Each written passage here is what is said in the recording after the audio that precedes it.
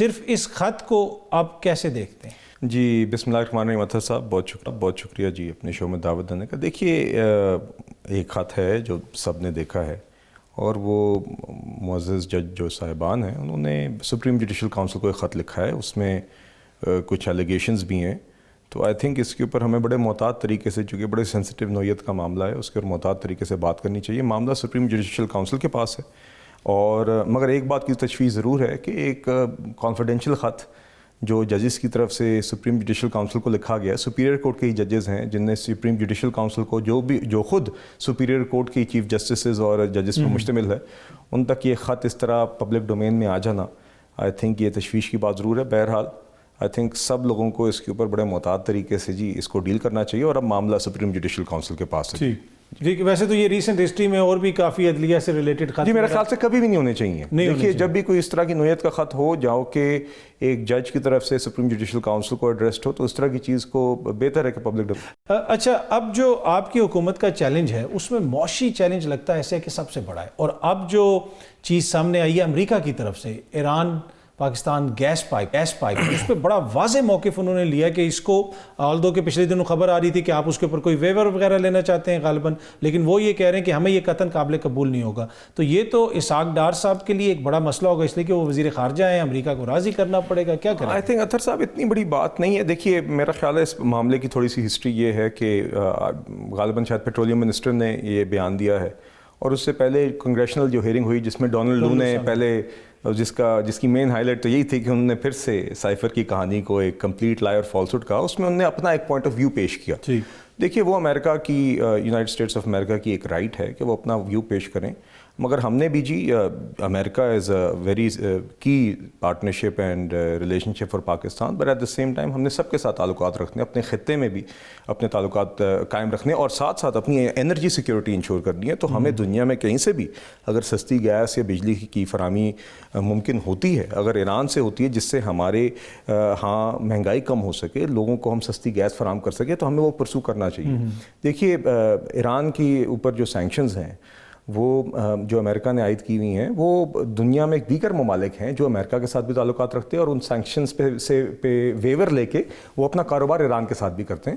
تو دیکھیے یہ ہمارا حق ہے. آئی تھنک یہ ہمیں, میری ذاتی رائے یہ ہے کہ ہمیں یہ پرسو کرنا چاہیے اور امریکہ کے ساتھ یہ ڈسکشن ہو سکتی ہے. تو بغیر خیال سے اس میں کوئی اتنی کوئی جسے آپ کہیں کوئی ایسی کرٹیکل بات نہیں ہے کہ ان کا ایک موقف ہے اور ہمارا ایک پوائنٹ آف ویو ہے. آئی تھنک یہ ڈسکس ہو سکتا ہے, ڈپلومیٹک معاملات میں یہ چیزیں چلتی رہتی ہیں. ٹھیک ہے. اچھا اگر معاشی محاذ پہ دیگر چیزوں کو دیکھیں تو اس وقت چائنا کے ساتھ پاکستان کافی کام کر رہا ہے. سی پیک کو ایک طرف سے آپ کی حکومت کہتی ہے کہ ہم اس کو ریوائیو کر رہے ہیں, ماضی میں وہ سست روی کا شکار رہا, لیکن وہاں پہ جو حالیہ دنوں میں ہم نے دیکھا کہ چائنیز جو نیشنلز ہیں ان کو ٹارگٹ کیا گیا. یقیناً پاکستان کے دشمنوں نے ایسا کیا.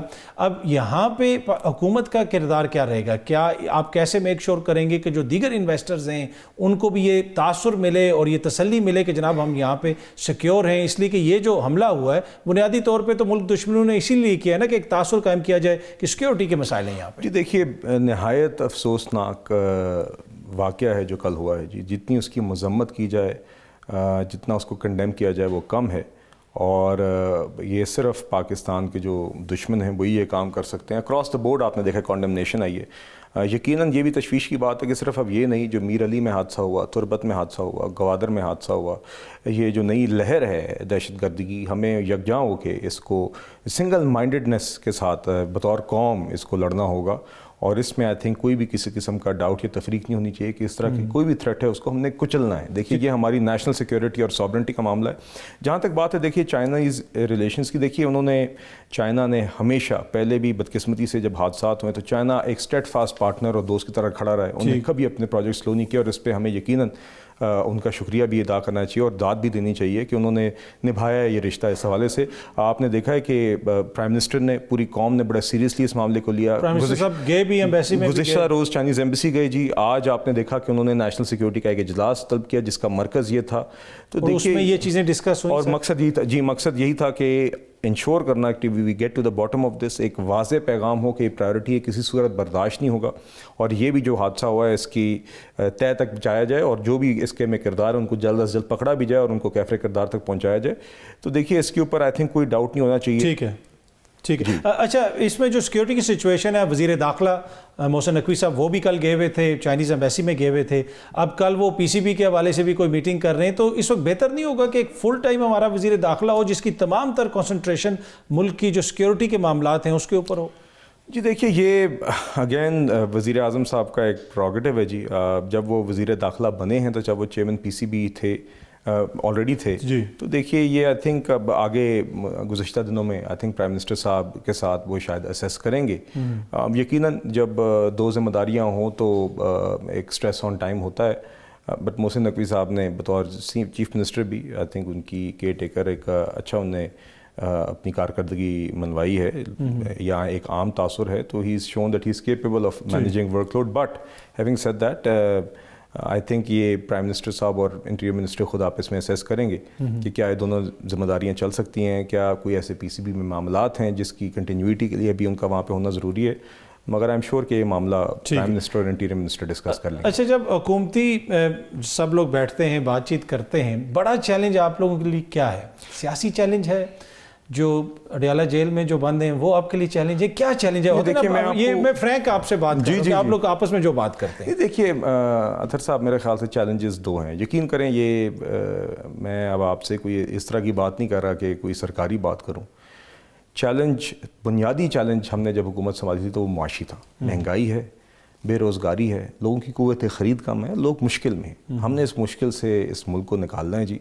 ایک موجودہ حالات میں بھی جو امیڈیٹ ریلیف دے سکتے ہیں وہ بھی دینا ہے, جو اسٹرکچرل ریفارمز درکار ہیں, اور یہ ٹرم بھی اب اتنی اوور یوزڈ ہے کہ اب اس کو عملی جامہ پہنانا اب ہمارا فرض بن گیا ہے. اگر آپ بجلی کی قیمتیں اگر بڑھتی ہیں کیونکہ انفیشنسیز ہیں ہمارے سسٹم میں اور ہم سرکولر ڈیٹ نہیں بڑھاتے, تو جہاں پہ بجلی کی قیمتیں بڑھیں تو ساتھ ساتھ اب فائنلی وہ اقدامات اور وہ اسٹیپس لیے جائیں تاکہ بجلی کے مسئلے کا ایک مستقل حل ہو, سستی بجلی کی پیداوار ہو, ٹرانسمیشن اور ڈسٹریبیوشن لاسز کم ہوں. اگر ڈسٹریبیوشن کمپنیز کی پرفارمنس بہتر کرنے کے لیے نجکاری کرنے کی ضرورت ہے, اس طرف ہم جائیں.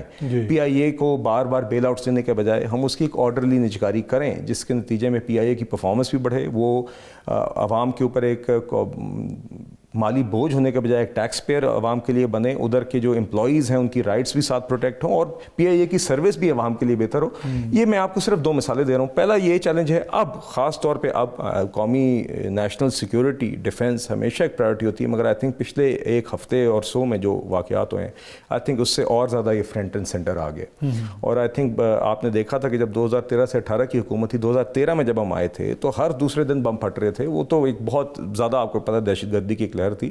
تو نواز شریف صاحب نے بطور پرائم منسٹر اس وقت بھی آ کے ایک کنسنسس قائم کیا, نیشنل ایکشن پلان مرتب کیا گیا, ساری جماعتوں کو اکٹھے کیا گیا, افواج پاکستان اور لا انفورسمنٹ ایجنسیز کے پیچھے کھڑا کیا گیا, جس کے نتیجے میں ضرب عضب ہوا, رد الفساد ہوا, کراچی کلین اپ آپریشن ہوا. اللہ نہ کرے کہ ہمیں اس سطح پہ پھر سے جانا پڑے, مگر جتنی بھی دہشت گردی کی تھریٹ ہے, جو بھی واقعات ہوئے ہیں, اس سے نمٹنے کے لیے ہمیں اسی طرح کی کنسنسس, اسی طرح کی ہمیں اور اس میں دیگر جو سیاسی جماعتیں اگر ان کو بھی آن بورڈ لینا ہوا تو آپ لیں گے, کوئی آپ کو اس میں؟ جی دیکھیے, آئی تھنک آئندہ سیشن بھی ایک آ رہا ہے قومی اسمبلی کا جی, آئی تھنک یکم اپریل کو یا 2 اپریل کو, تو مجھے امید ہے کہ اس کے اندر بھی انشاءاللہ ایک بہتر ہوگا کہ ہم دہشت گردی کے متعلق ایک جس سے کہیں کہ کنسنسس کے ساتھ ایک قرارداد دونوں سائڈوں سے, ٹریجری اور اپوزیشن کی غزہ کے معاملے پہ آپ نے کی تھی, پہلے نو ہو گیا تھا, پھر وہ اکٹھے ہو گئے, مگر اب میں امید کر رہا ہوں کہ وہ جذبات میں نو نہیں کریں گے اپوزیشن والے.